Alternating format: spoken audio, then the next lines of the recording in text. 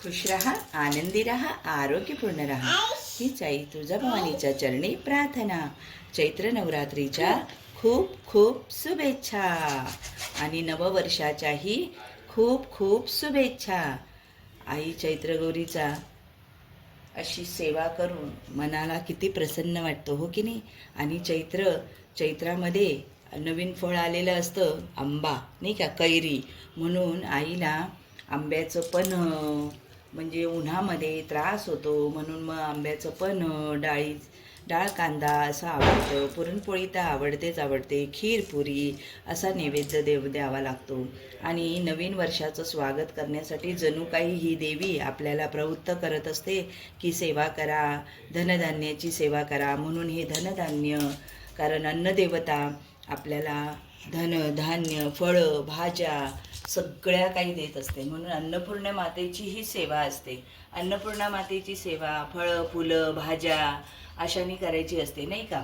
कारण अन्नपूर्णा मातेनेच आपल्याला हे सगळं सौभाग्य दिलेलं आहे. म्हणून तिचे खूप खूप आभार मानून, धन्यवाद मानून, कृतज्ञता मानून तिला कृतज्ञतापूर्वक तिची सेवा, भक्ती अशी करायची असते. ह्या महिन्यामध्ये पाठ करायचा असेल तर पाठ पण करावा, देवी कवच वाचावं, देवी कवच, परत दुर्गा अर्गला स्तोत्र, कीलक स्तोत्र सगळं वाचून मग देवी महात्मा वाचवावं.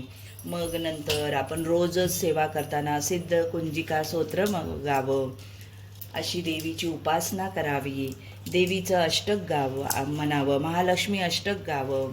असं खूप काही आपण नवार्णव मंत्र म्हणू शकतो. ओम ऐं ह्रीं क्लीं चामुंडाय विचे, ओम ऐं ह्रीं क्लीं चामुंडाय विचे, ओम ऐं ह्रीं क्लीं चामुंडाय विचे, ओम ऐं ह्रीं क्लीं चामुंडाय विचे, ओम ऐं ह्रीं क्लीं चामुंडाय विचे, ओम ऐं ह्रीं क्लीं चामुंडाय विचे, ओम ऐं ह्रीं क्लीं चामुंडाय विचे, ओम ऐं ह्रीं क्लीं चामुंडाय विचे. अशी पण आपण नवार्णव मंत्र म्हणून आपल्या कुलस्वामिनीचा पण जप केला तर खूपच उत्तम, नाही का.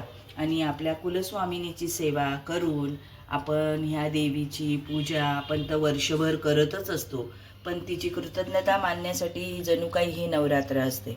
तर मग ही नवरात्र आपण छान अशी साजरी करूया. चला तर मग सख्यांनो, आपण नवरात्री खूप छान साजरी करूया.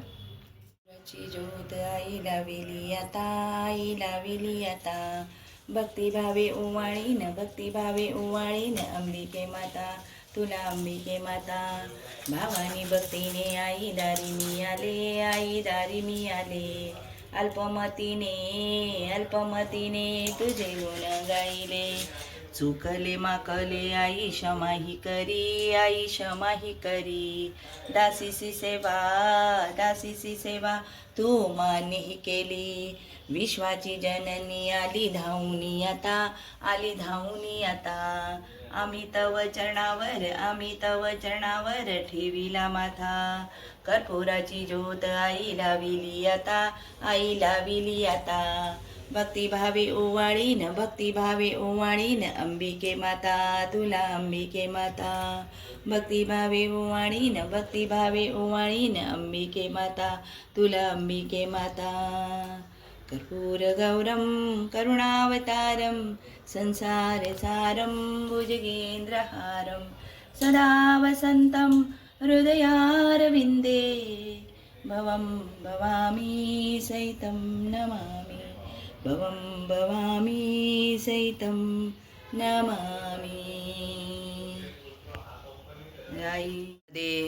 एखाद्या दिवशी मंगळवारी, शुक्रवारी आपण सगळ्यांना हळदी कुंकाला बोलू शकतो. घरात भजन कीर्तन असं करू शकतो, आईचं महात्म्य गाऊ शकतो.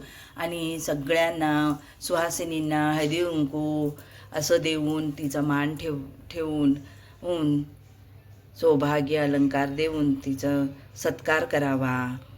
अशी ही साधीसुधी पण सेवा आपण केली तरीसुद्धा आई खुशच होते. कारण ती भक्तीची भुकेलेली असते. ती आपण काय देतो ते बघत नाही, तर ती बघते का तुम्ही कशी भक्ती करताय. त्यामुळे ती भक्तीची भुकेलेली असते. त्यामुळे भक्तीने, श्रद्धेने आपण फक्त तिचं कुठलंही गुणगान गायलं तरी आई खुश होते. आणि आपण या निसर्गाचं देणं लागतो नाही का.